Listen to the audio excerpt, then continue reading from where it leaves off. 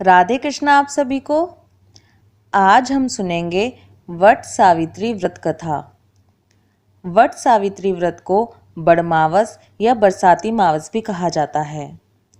चलिए कथा शुरू करते हैं। एक समय मद्र देश नामक एक राज्य था। मद्र देश में अश्वपति नामक राजा राज्य करता था। अश्वपति बहुत ही परम ज्ञानी राजा था, लेकिन उनके कोई संतान नहीं थी। उन्होंने संतान प्राप्ति के लिए अपनी पत्नी के साथ सावित्री देवी का विधि पूर्वक व्रत तथा पूजन किया। सावित्री देवी ने प्रसन्न होकर उन्हें पुत्री का वरदान दिया। इस पूजा के फल से उनके यहाँ एक सर्वगुण संपन्न सावित्री नाम की पुत्री का जन्म हुआ। सावित्री जब विवाह योग्य हुई तो राजा ने उसे स्वयं अपना वर चुनने को कहा। एक दिन महर्षि नारद जी राजा अश्वपति के यहाँ आए हुए थे। तभी सावित्री अपने वर का चयन करके लौटी। उसने आदरपूर्वक नारद जी को प्रणाम किया। नारद जी के पूछने पर सावित्री ने कहा, राजा धूम्रसेन, जिनका राज्य हर लिया गया है, जो अंधे होकर अपनी पत्नी के साथ वनों में भटक रहे हैं, उन्हीं के इकलौते आज्ञाकारी पुत्र सत्यवान को मैंने अपने पति रूप में वरण किया है। तब नारद जी ने सत्यवान तथा सावित्री के ग्रहों की गणना करके उसके भूत, वर्तमान तथा भविष्य को देखकर राजा से कहा, हे राजन, तुम्हारी कन्या ने निसंदेह बहुत योग्य वर का चुनाव किया है। सत्यवान गुणी तथा धर्मात्मा है। वह सावित्री के लिए सब प्रकार से योग्य है, परंतु इनकी कुंडली में एक भारी दोष है।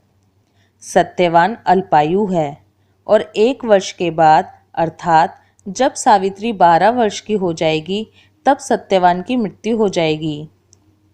नारद जी की ऐसी भविष्यवाणी सुनकर राजा ने अपनी पुत्री को कोई अन्य वर खोजने के लिए कहा। इस पर सावित्री ने कहा, पिताजी, आर्य कन्याएं जीवन में एक ही बार अपने पति का चयन करती हैं। मैंने भी सत्यवान को मन से अपना पति स्वीकार कर लिया है। अब चाहे वह अल्पायु हो या दीर्घायु, मैं किसी अन्य को अपने हृदय में स्थान नहीं दे सकती। आगे सावित्री ने कहा, राजा एक ही बार आज्ञा देते हैं, पंडित एक बार ही प्रतिज्ञा करते हैं तथा कन्यादान भी एक ही बार किया जाता है। अब चाहे जो हो, सत्यवान ही मेरा पति होगा। सावित्री के ऐसे दृढ़ वचन सुनकर राजा अश्वपति ने उसका विवाह सत्यवान से कर दिया। सावित्री ने नारद जी से अपने पति की मृत्यु का समय ज्ञात कर लिया था। सावित्री अपने पति और सास ससुर की सेवा करती हुई वन में रहने लगी। समय बीतता गया और सावित्री 12 वर्ष की हो गई। नारद जी के वचन उसको दिन प्रतिदिन परेशान करते रहते थे। आखिर जब नारद जी के कथनानुसार उसके पति के जीवन के 3 दिन बचे, तभी से वह उपवास करने लगी। नारद जी द्वारा कथित निश्चित तिथि पर पितरों का पूजन किया। प्रतिदिन की भांति उस दिन भी सत्यवान लकड़ियां काटने के लिए चला तो सास ससुर से आज्ञा लेकर सावित्री भी उसके साथ वन में चल दी।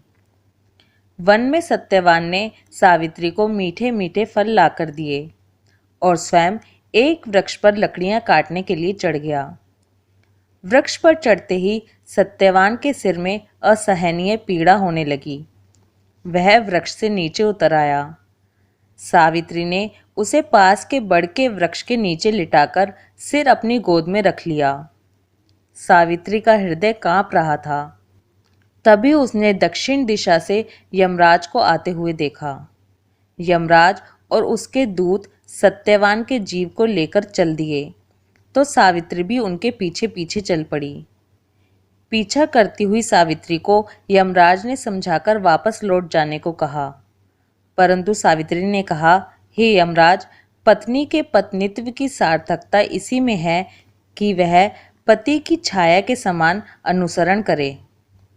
पति के पीछे जाना ही स्त्री धर्म है। पतिव्रत के प्रभाव से और आपकी कृपा से कोई मेरी गति नहीं रोक सकता। यह मेरी मर्यादा है। इसके विरुद्ध कुछ भी बोलना आपके लिए शोभनीय नहीं है। सावित्री के धर्मयुक्त वचनों से प्रसन्न होकर यमराज ने उससे उसके पति के प्राणों के अतिरिक्त कोई भी वरदान मांगने को कहा। सावित्री ने यमराज से अपने सास ससुर की आंखों की खोई हुई ज्योति तथा दीर्घायु मांग ली। यमराज तथास्तु कहकर आगे बढ़ गए। फिर भी सावित्री ने यमराज का पीछा नहीं छोड़ा। यमराज ने उसे फिर वापस जाने के लिए कहा। इस पर सावित्री ने कहा, हे धर्मराज, मुझे अपने पति के पीछे चलने में कोई परेशानी नहीं है। पति के बिना नारी जीवन की कोई सार्थकता नहीं है। हम पति पत्नी भिन्न भिन्न मार्ग कैसे जा सकते हैं? पति का अनुगमन मेरा कर्तव्य है। यमराज ने सावित्री के पतिव्रत धर्म की निष्ठा देखकर पुनः वर मांगने के लिए कहा। सावित्री ने अपने सास ससुर के खोए हुए राज्य की प्राप्ति तथा 100 भाइयों की बहन होने का वर मांगा। यमराज पुनः तथास्तु कहकर आगे बढ़ गए, परंतु सावित्री अब भी यमराज का पीछा किए जा रही थी। यमराज ने फिर से उसे वापस लौट जाने को कहा, किंतु सावित्री अपने प्रण पर अडिग रही।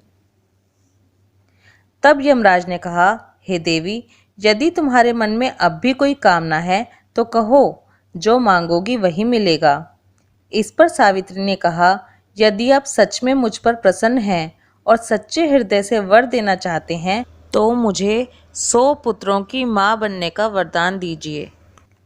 यमराज तथास्तु कहकर आगे बढ़ गए। यमराज ने पीछे मुड़कर देखा और सावित्री से कहा, अब आगे मत बढ़ो, तुम्हें मुंह मांगा वर दे चुका हूँ, फिर भी मेरा पीछा क्यों करती हो?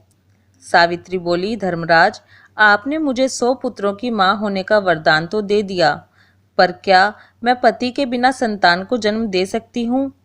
मुझे मेरा पति वापस मिलना ही चाहिए, तभी मैं आपका वरदान पूरा कर सकूंगी। सावित्री की धर्मनिष्ठा, पति भक्ति और शुक्तिपूर्ण वचनों को सुनकर यमराज ने सत्यवान के जीव को मुक्त कर दिया। सावित्री को वर देकर यमराज अंतर्ध्यान हो गए। सावित्री उसी वट वृक्ष के नीचे पहुंची जहां सत्यवान का शरीर पड़ा था। सावित्री ने प्रणाम करके जैसे ही वट वृक्ष की परिक्रमा पूर्ण की, वैसे ही सत्यवान का मृत शरीर जीवित हो उठा। दोनों खुशी से घर की ओर चल पड़े। प्रसन्न चित्त सावित्री अपने पति सहित सास ससुर के पास गई। उनकी नेत्र ज्योति वापस लौट आई थी। उनके मंत्री उन्हें खोज चुके थे। हुमतसेन ने पुनः अपना राज सिंहासन संभाल लिया था। उधर महाराज अश्वसेन 100 पुत्रों के पिता हुए और सावित्री 100 भाइयों की बहन। यमराज के वरदान से सावित्री 100 पुत्रों की मां बनी। इस प्रकार सावित्री ने अपने पति व्रत का पालन करते हुए अपने पति के कुल एवं पितृकुल दोनों का कल्याण कर दिया। सत्यवान और सावित्री चिरकाल तक राज सुख भोगते रहे और चारों दिशाओं में सावित्री के पतिव्रत धर्म के पालन की कीर्ति गूंज उठी। तभी से सत्यवान ने पूरे नगर में यह घोषणा करवा दी कि ज्येष्ठ की अमावस्या के दिन सभी स्त्रियां वट वृक्ष की पूजा करें। तभी से वट वृक्ष की पूजा शुरू हो गई। हे धर्मराज, हे ब्रह्मा विष्णु महेश, हे सावित्री माता, सभी वट वृक्ष की पूजा करने वाली और कहानी सुनने, कहने और हुंकारा भरने वाली स्त्रियों पर अपनी कृपा दृष्टि बनाए रखिए। जैसे आपने सावित्री को सौभाग्यवती होने का वरदान दिया, उसके पीहर और ससुराल को खुशियों से भर दिया, ऐसे ही हम सभी स्त्रियों को भी वरदान देना। राधे कृष्णा।